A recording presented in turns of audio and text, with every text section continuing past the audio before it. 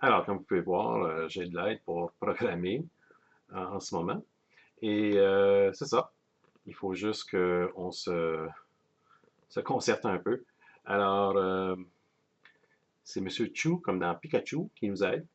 Alors, ce qu'on va faire en ce moment, c'est qu'on va passer à la prochaine étape, qui est l'étape V, qui veut dire on va être obligé de déclarer nos variables. Alors, on a fini la partie visuelle. On va aller maintenant dans l'éditeur de notre EDI. Alors, je m'en viens ici et je clique sur les deux symboles, là, plus petit, plus grand, et ça va nous amener, oups, excusez, je dois choisir Forme 1, qui est ma feuille, et ensuite, je dois cliquer là. Alors, j'espère que c'est assez grand que vous allez pouvoir voir. On va maintenant déclarer nos variables. Alors, il y a une instruction spéciale en VB qui fait ça. Ça s'appelle dim, qui veut dire dimension. Et généralement, on va tasser ça à droite un petit peu. Donc, dim. Première question qu'on se pose, c'est qu'est-ce que l'utilisateur va entrer dans, euh,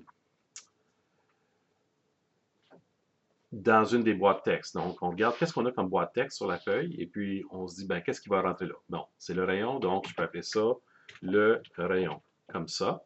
Vous voyez que j'utilise une notation différente.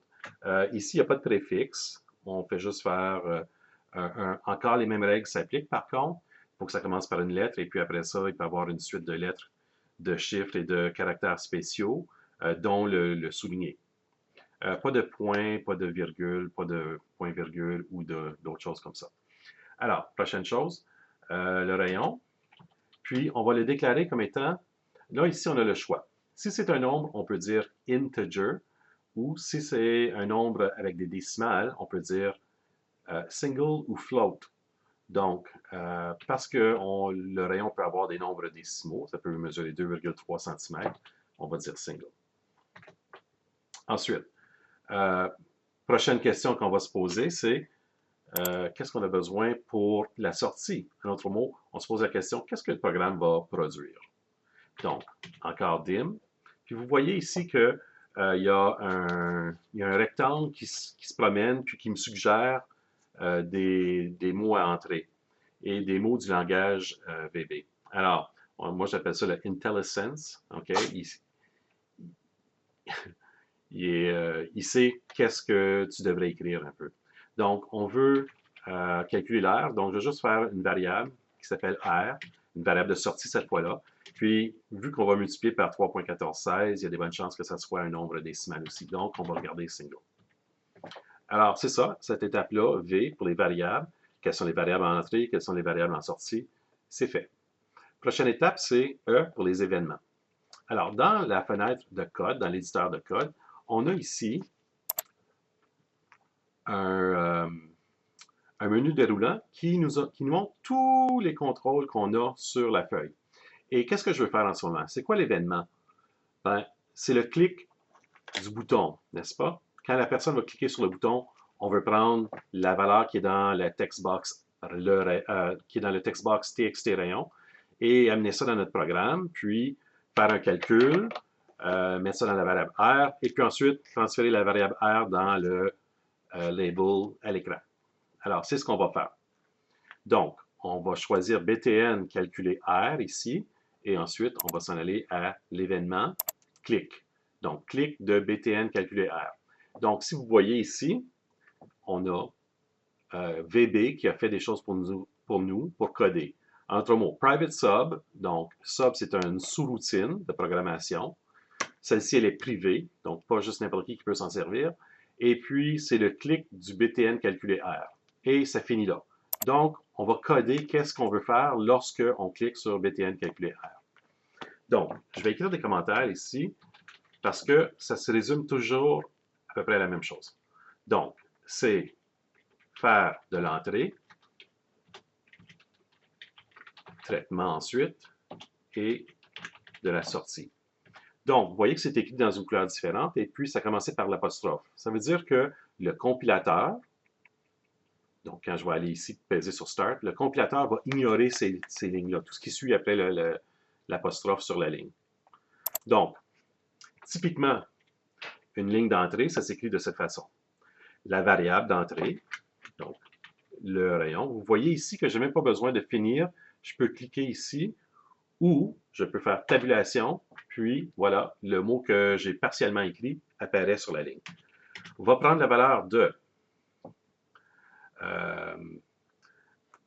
ce que j'ai dans le text box. Mais ce que j'ai dans un text box, c'est quoi?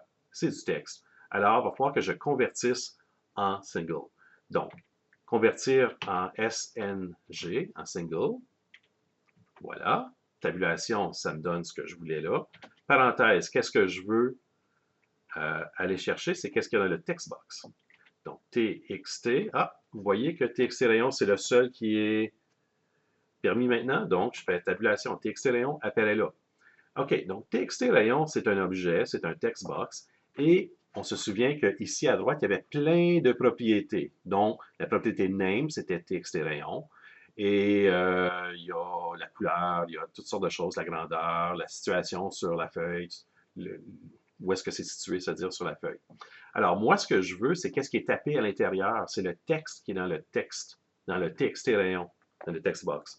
Alors, j'écris point et comme les autres contrôles, les autres outils, souvent le TEXT, la propriété texte, c'est celle qui contient la valeur.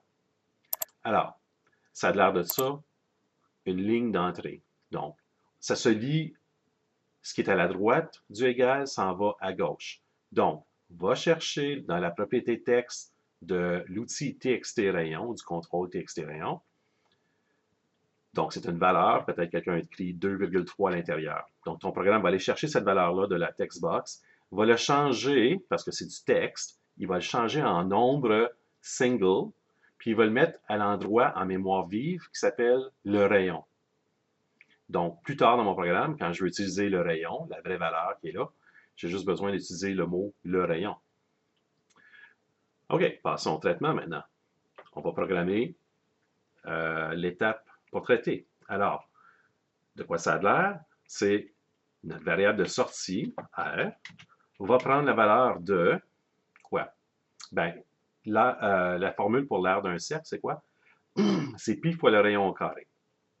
Donc, la valeur pi, si on veut être plus précis, on peut s'en servir. Ça existe dans une bibliothèque de valeurs, de constantes mathématiques, puis d'autres fonctions mathématiques.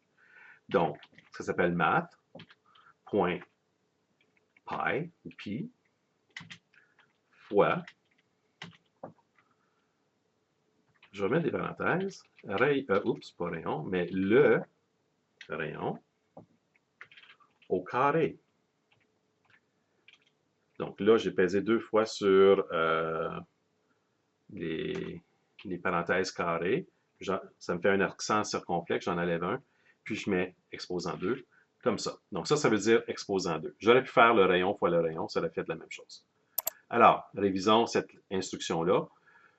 Ma variable de sortie R est égale à la formule pour le rayon d'un cercle qui est, pour l'aire d'un cercle qui est pi, donc ça c'est une constante qui existe dans VB, fois le rayon au carré, donc exposant 2. Donc voici l'opérateur pour exposant, c'est l'accent circonflexe.